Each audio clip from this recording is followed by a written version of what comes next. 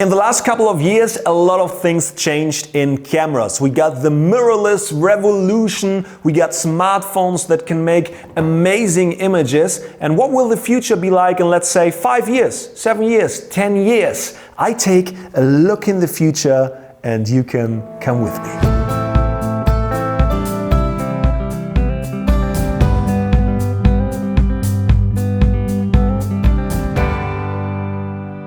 Of course, everything that I tell you is not for sure. Nobody can look in the future. Maybe I can. But yeah, you can just give me your opinion and your thoughts of what I talk about in the comments below. Subscribe to the channel, hit thumbs up if you haven't already, and let's start. So the first thing I think will definitely come in the next couple of years, and in 5 years totally, is all the technology that is in today's smartphones will come in the cameras, and stuff from the cameras will come in the smartphones like it is today. Or at least some, let's say, inspiration from the world of cameras will come in the smartphones. Because what smartphones actually do is do a lot of software stuff. Let's say the Google Pixel 3 or the iPhone 10. I was amazed by both of those cameras. I did a cooperation with Google in Germany and got to test the Google Pixel 3, and the bokeh simulation is just crazy. And what is possible today with those small things here in the phone will definitely be possible in 5 years in the cameras. If the camera brands won't do it, it's just dumb and they will lose everything to the smartphones. So what I think of is maybe have a camera and a 16 to 100 millimeter lens, so wide angle to tele lens. And you can just take a photo and can put with the software on your camera the background blurry or not blurry. Don't give a shit about aperture, don't give a shit about anything, just do a nice blurry background on 60 millimeters, on 100 millimeters, on whatever focal length you want to use, whatever sensor you are using. Sensor. And that would be what I wish for in the cameras. Actually, yeah, I wish for that. I don't give a shit about it destroys photography, it won't destroy photography, it will change photography, and I like changes. Also, the software from the phones itself, let's say Android, will come to the cameras. It has to come. Android already has a market share of over 80% in Germany, and that is freaking a lot. And I want the features from my phone on my camera. There were brands who did it already. Samsung did it with the camera, but Samsung is not doing cameras anymore. Zeiss now did it with the Lightroom app in the camera. The camera itself is shit, nobody will buy the camera, but the thinking is very good. And as well, Yongnuo thought about doing a smart camera. Yongnuo, with the cheap lenses and cheap flashes, they're thinking about building a camera, a smart camera, and this is so clever and so great. And I want Android on my cameras as well, or at least another comparable software where I can use the bokeh simulation, where I can use a panorama mode, which is just like with my smartphone, where I can maybe use Instagram, Facebook, whatever social network or trend will be in 5 or 7 years, where I can just, yeah, do amazing stuff and don't need my phone for that, just on my camera. What would be an amazing camera as well, or an amazing smart camera, would be when you add those lenses that you have with the small sensors on the camera. Let's say here, where there's space, you just put 2 cameras, a wide angle and a tele lens. Or here on the back, like the Google Pixel 3, some selfie camera. So when you want to take a selfie, don't do it like this, do it like this. When you want to do a vlog, don't do it like this, do it like this, and just do the vlog and just post it wherever you want to post it. How amazing would that be? Just with touchscreen, you can write an email on your camera. That would be amazing. A camera you can take everywhere and just be, yeah, smart with your camera. That would be great. As well, the bokeh simulation will come to video. It's already possible when you take a normal iPhone 10 and just go in the portrait mode, you already have the simulation of the bokeh in the live view. And when you just now hit screen record, you actually can record that nice bokeh. You have all your camera screen then as well recorded, but it's not so complicated. It's already proven that it's possible. It's just a software thing and processor thing. What it's called in English, processor. In German it's Prozessor. We say processor, so it's a processor. So it's just a processor thing. And when that gets faster and smaller and everything, and the data could be handled faster and everything, it's definitely possible, and it will come in both, in the cameras and in the smartphones. When we talk about smartphones, I don't think that in 5 or 7 years smartphones will be a thing still.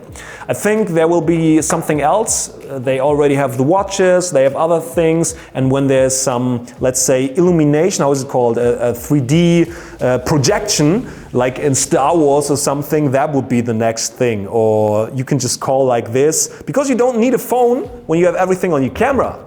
Think about that, Sony. Think about that, Canon. Think about that, Nikon. I give you some inception today. And that would be a great marketing move as well. So, but I don't know. That's just what I think about. But the next thing that will come definitely is resolution. And they already building 8K televisions. They already making 8K television program in Japan. And Sony already has an 8K video camera, and I think Red and other brands already have 8K cameras as well. So that is not that big of a look in the future that will come. But I would think it comes in consumer cameras, and it will come into, when there are smartphones still, into smartphones. Because now it's possible to film 4K in 30 frames with modern smartphones and also with modern cameras. The next step would be 4K 60 frames, but what is after that? 6K, and what is after that? 8K, of course. And when the companies are already testing it in Japan, and there are all the manufacturers of cameras, it will definitely come in the future. As well, the resolution of the photos and stills will be much higher. Now we have something around 42, 50 megapixel as a high rate, but there are already cameras who stack together resolution as 100 megapixel. There are smartphones with 40 megapixel. There are the bigger medium format cameras with 100 megapixels. Sony already builds 100 megapixel sensors. Canon announced to build 100 megapixel sensors. So that will be in the future definitely a thing. So the standard will be 8K, 30 frames, and of course 100 megapixel on whatever, full frame, maybe medium format. That could be a marketing move in the future, that the brands say, okay, what else can we sell the people? What do they want? They want resolution, they want quality in the pro market, so give them medium format, or give them stacked full frame sensors, or stacked APS-C, or even smaller sensors, which can make the same quality. Because when you have the bokeh simulation and everything in the software, there's no need of bigger sensors anymore. That's cheaper, and yeah, it just has more software inside. So we'll see where the future goes. Maybe medium format. Fuji brings some medium format, and other brands hop on that train as well, and make it more affordable, and the prices are dropping for medium format.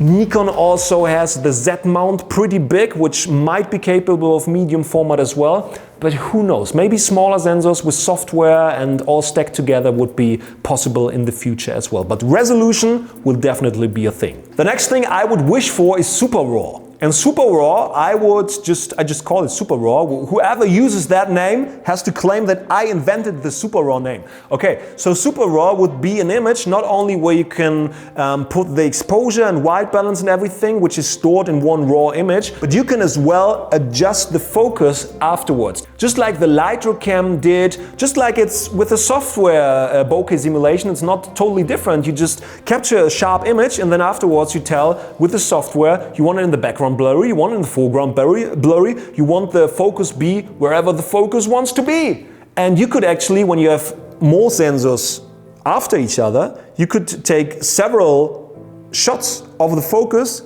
and then just say the software, take the first, take the second, take the third image.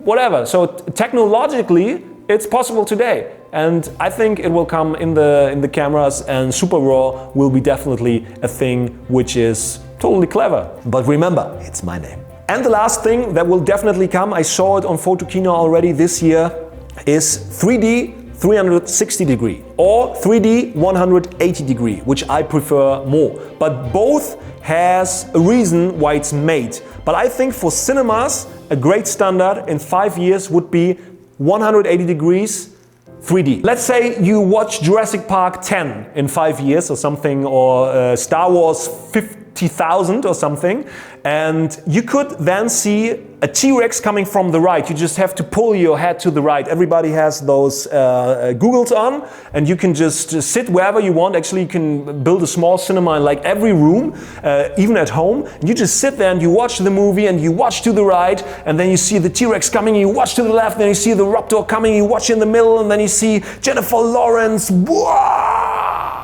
or somebody else, I don't care. And they just jump in front of you. and that would be amazing in 3D and 180 degrees. So it's virtual reality but mixed with 3D, and it's possible today. I talked to some manufacturers already. It looks something like a normal 360 degree camera, but it has more lenses. Sometimes it's something like a cube, sometimes it's just like a stick, but it's totally possible today. And then when the resolution grows, when the software grows, when the processor speed and the technology grows, it would be possible. If you have seen Resident Evil in virtual reality for the PlayStation, for example, it's crazy. It's super cool to just experience that thing. And about experience, I think a lot of things will be in the future. I think for cinema 180 is great, but let's say for travel or for whatever you want to just make a nice promotion, 360 degrees great as well in 3D. 360 degree 3D. Crazy name. They have to invent something else,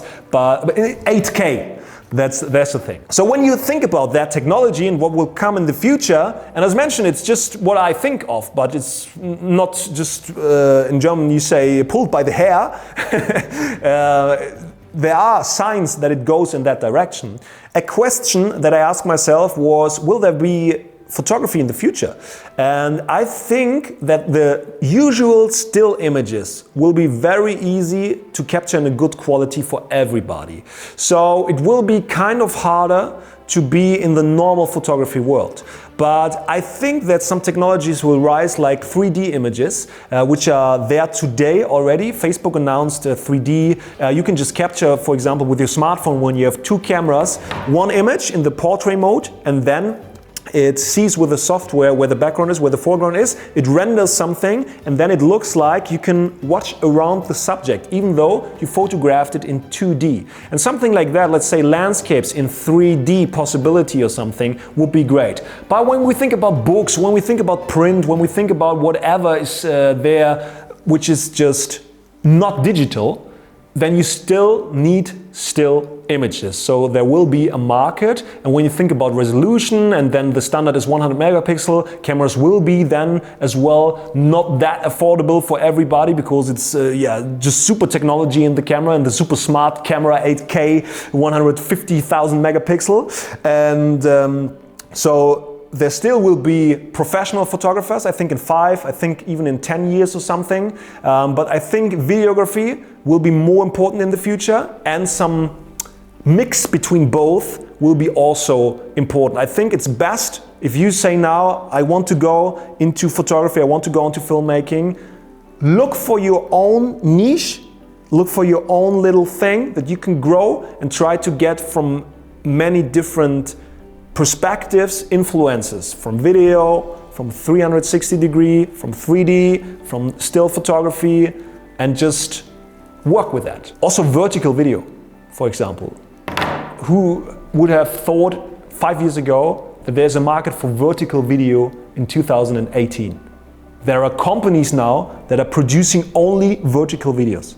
Think about that. Take that with you, and then take a great look in the future and say, I look forward to the future. That's it for the video today. It was a lot of fun to think of the future. Write me your opinions, as mentioned, in the comments below. I see you in the next video. And quick commercial. If you want to learn more about photography and filmmaking, check out my courses at learnfromben.com. Bye bye, and I go back in the future. See you.